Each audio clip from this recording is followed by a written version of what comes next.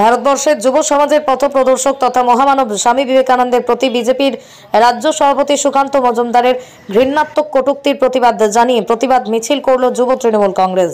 এদিন ফালাকাটা জটেশ্বর চৌপতি এলাকায় প্রতিবাদ মিছিল সংগঠিত করে সংগঠনটি। এদিন মিছিলে নেতৃত্ব দেন ফালাকাটা গ্রামীণ ব্লক যুব তৃণমূল কংগ্রেসের ব্লক সভাপতি তাপস বর্মন। বিজেপি রাজ্য সভাপতি সুকান্ত মজুমদারকে ঘৃণাত্মক কটূক্তির প্রতিবাদে আগামী দিনেই বুথে বুথে প্রতিবাদ মিছিল সংগঠিত করে প্রতিবাদ জানানো হবে বলে জানান সংগঠনের ব্লক সভাপতি তাপস বর্মন।